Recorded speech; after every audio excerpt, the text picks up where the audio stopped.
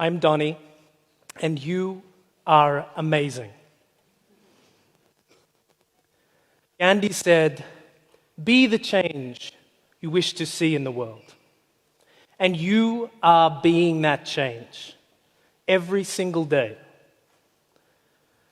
You are changing the world by changing the worldview. Gandhi's spiritual successor, Vinoba Bhave, also sought to change the world. He did an experiment in 1951 when India was going through a whole challenge in terms of land inequalities, where he went around and he asked people to gift their land back to people without land.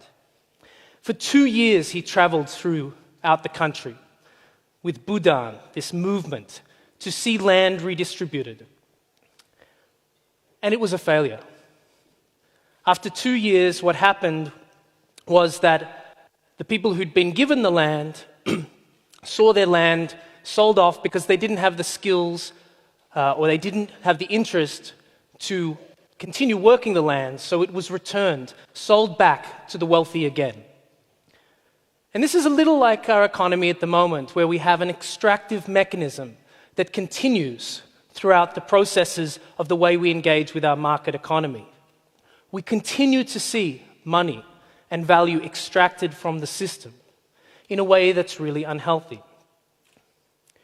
My question today is, how can we look beyond B Corps to create something more, to create something deeper, to create something that is a truly collaborative, market-based economy? And for me, the answer starts by looking at our monetary system, but looking at the missing piece in terms of my exploration in this field. It was a surprise to me many years ago to discover that money isn't created by governments, it's not created by treasuries, it's largely created by banks around the world. And money enters our system by being loaned into existence. That means that if you take out a mortgage, for example, or a car loan, or you take out some money on a credit card, at the same time you have an equivalent amount of debt that is generated in the system. For every single pesos, dollar, euro you have in your pocket or bank account right now, there must be the equivalent amount of debt somewhere in the system, because money enters the system by being lent into existence.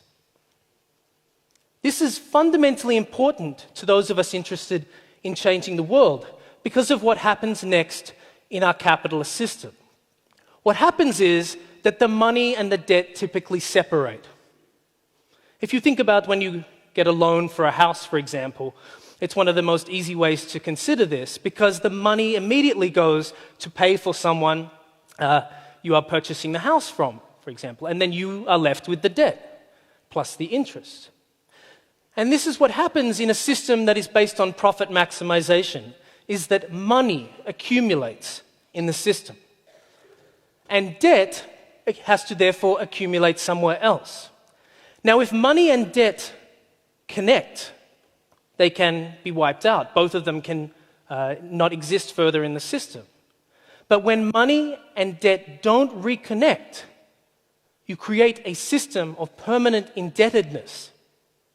So if you have an economy that is based on the concentration of money, the private accumulation of money, where money itself becomes a vehicle for making more money and for accumulating more money, then you have a situation where debt can never reconnect with money in a way that they can cancel out.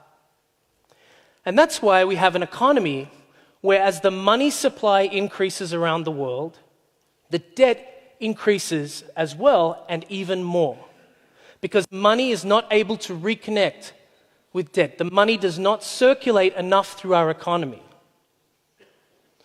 And the reason that debt is more than the money in terms of global money supply and global debt supply is that you have interest on debt and you have ways of introducing debt into our system that don't involve increasing the money supply, such as bond issuances.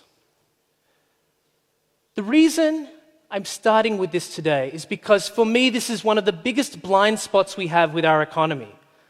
Not understanding that the $247 trillion that exists in global debt with private individuals, with corporations, and with governments is fundamentally built in to our economy. It's a fundamental, inherent part of the capitalist system, and it will continue to grow. In the past, we had financial crashes, for example, that would wipe out debt because of bankruptcies associated with that. But in 2008, with the financial crises stemming from the US, what happened was that debt actually increased faster than ever. This is because the global network is so connected, we are so interconnected in terms of the economy, that certain businesses are too big to fail. And so they got bailed out.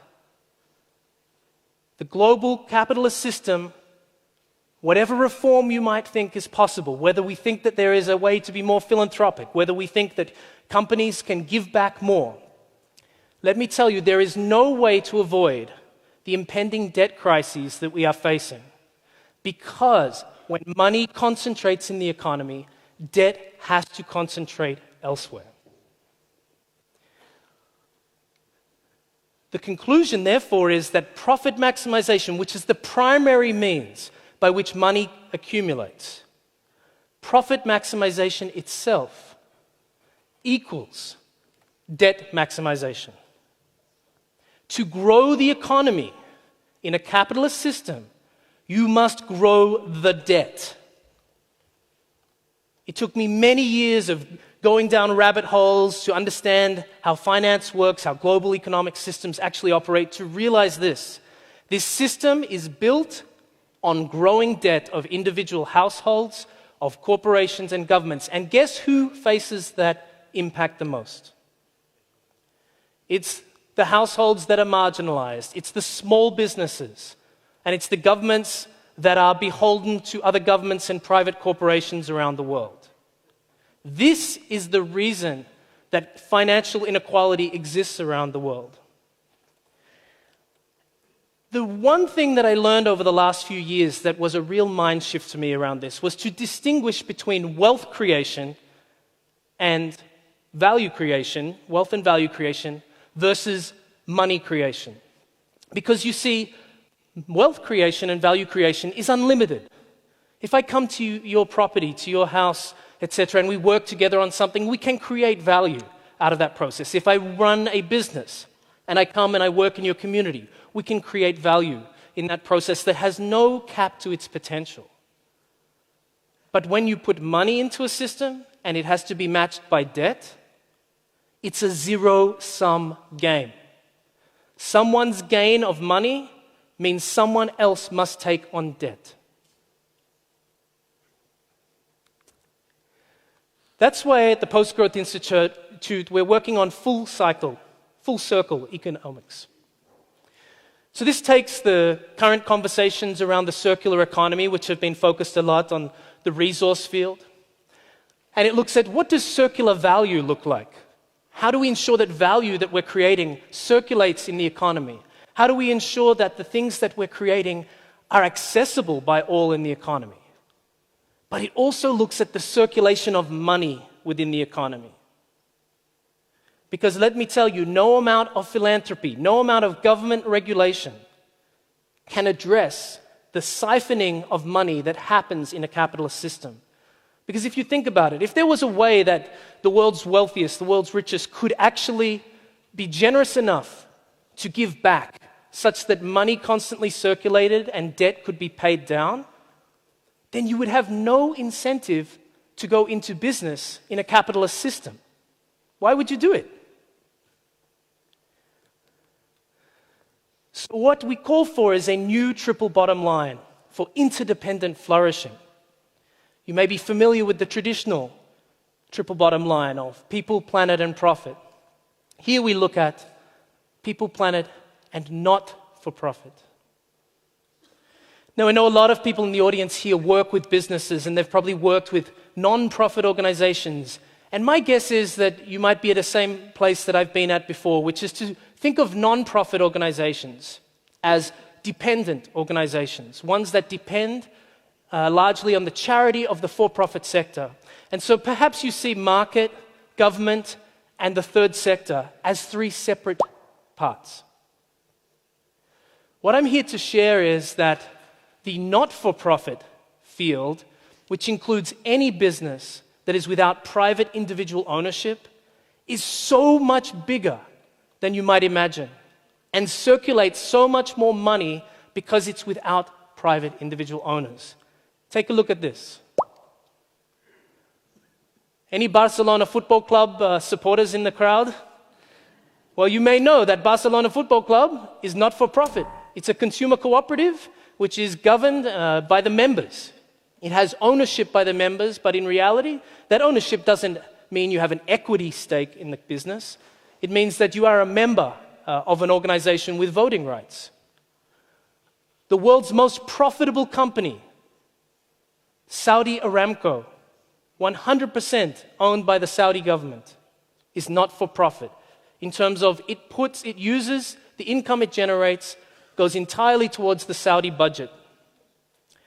Perhaps you didn't know that IKEA is a not-for-profit foundation-run business under the industrial foundation model. Or perhaps you've heard of BRAC, one of the world's largest non-profit organizations that has business activities based underneath it in its work that comes out of Bangladesh. Vinoba Bhave learned something really interesting after those years of traveling through his community. He learned that unless you have an inherent mechanism that governs the way that ownership or custodianship of land and of business occurs, you will always be facing the unhealthy tendencies that can be brought out in individual behavior, to accumulate, to feel scarcity, to feel like there's never enough. So he shifted, he pivoted, and changed his model from Bhudan to Gramdan.